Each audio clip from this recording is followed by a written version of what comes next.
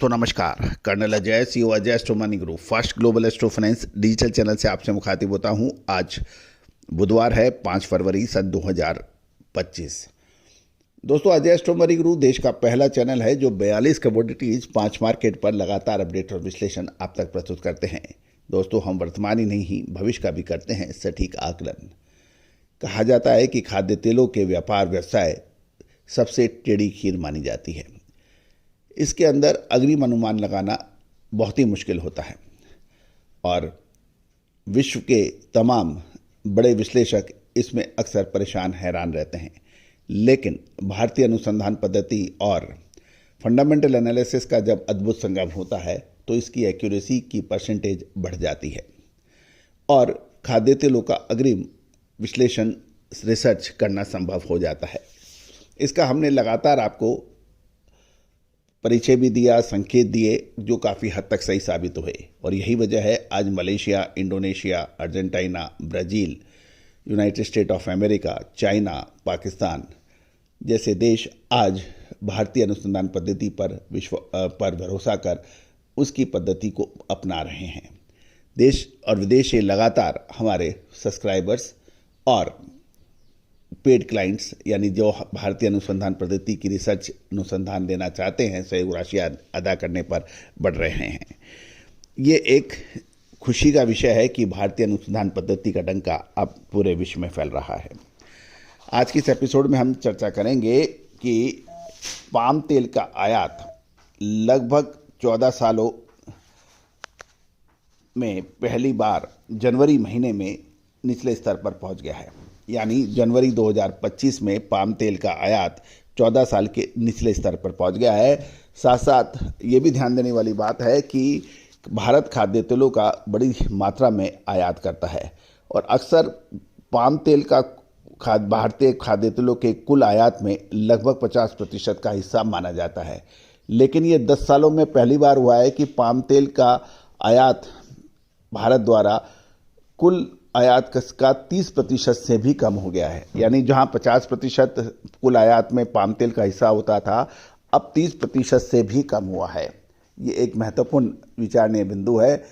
आइए जानते हैं इसकी क्या वजह है और दिसंबर आयात और जनवरी आयात में क्या क्या महत्वपूर्ण खबरें हुई। उम्मीद है कि सभी जानकारियां आपके व्यापार वर्धक रहेंगी। साथ साथ हमारी विशेष अग्रिम रिसर्च रिपोर्ट जो कि सहयोग राशि अदा करने पर उपलब्ध होगी उसके लिए भी आप संपर्क कर सकते हैं। दोस्तों खबर निकल के आ रही है कि जनवरी 2025 यानी के महीने में पाम तेल का आयात 14 साल के निचले स्तर पर पहुंच गया है।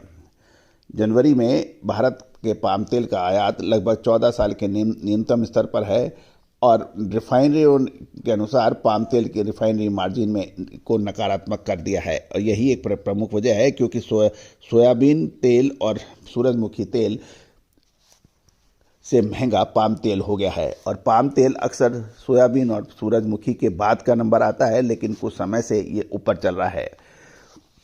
भारत खाद्य तेलों का सबसे बड़ा आयातक देश माना जाता है और भारत द्वारा पाम तेल के कम आयात से बेंचमार्क मलेशियन पाम तेल की कीमतों पर दबाव पड़ रहा है और लेकिन अमेरिका के खाद्य तेल आयात में नरमी के कारण मलेशिया में पाम तेल की कीमतों में गिरावट आने की संभावना बन गई है। लेकिन सोयाबीन तेल के वायदे को समर्थन मिल सकता है। एक मोटे अनुमान के अनुसार जनवरी महीने में पाम तेल का आयात पिछले महीने की तुलना में लगभग 46% घटकर 2,72,000 टन रह गया है, जो मार्च 2011 के बाद सबसे कम है। तो लगभग ये एक महत्वपूर्ण बिंदु है।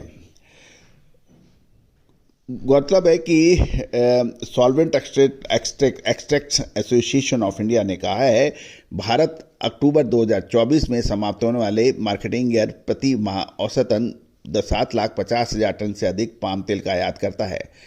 एक मोटी खबर राइटर्स से भी खबर निकल के आई है कि पिछले महीने उनके अनुसार यदि देखें तो जनवरी में पाम ऑयल का आयात कई वर्षों के न्यूनतम स्तर पर पहुंच जाएगा क्योंकि रिफाइनरी सोया तेल की ओर रुख कर रही हैं। सर्वे में ये भी पता लग रहा है कि जनवरी महीने में सोयाबीन तेल का आयात एक महीने की पहले की तुलना में 4% बढ़कर 4,48,000 टन हो गया है, जो 7 महीनों में सबसे अधिक है। जबकि सूरजमुखी तेल का आयात 9.5% बढ़कर 2,90,000 मीट्रिक टन हुआ है। यानी पाम तेल का आयात कम, सोया तेल और सूरजमुखी तेल का आयात अधिक हुआ है। मोटे अनुमान के अनुसार पाम तेल की कम शिपमेंट के कारण जनवरी में देश का कुल खाद्य तेल का आयात 15.6% घटकर 1 मिलियन टन रह गया है, जो 11 महीने में सबसे कम बताया जा रहा है। गौरतलब है कि पिछले महीने भारतीय रिफाइनरियों के लिए पाम ऑयल का नकारात्मक मार्जिन प्रचलित था, जिससे विदेशों से खरीद कम हो पाई।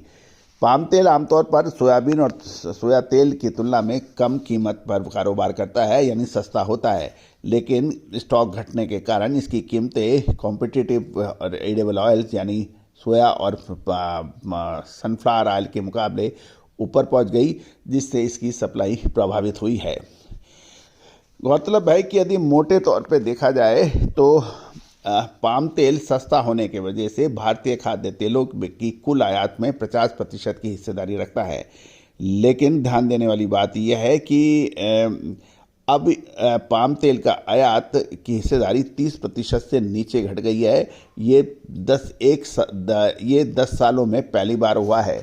गौरतलब है कि भारत इंडोनेशिया, मलेशिया, थाईलैंड से पाम तेल खरीदता है। अर्जेंटीना, ब्राज़ील, रूस और यूक्रेन से सोयाबीन और सनफ्लावर तेल का आयात करता है। चैनल को सब्सक्राइब, लाइक करना बिल्कुल ना भूलें। All the very best, good luck, happy trading.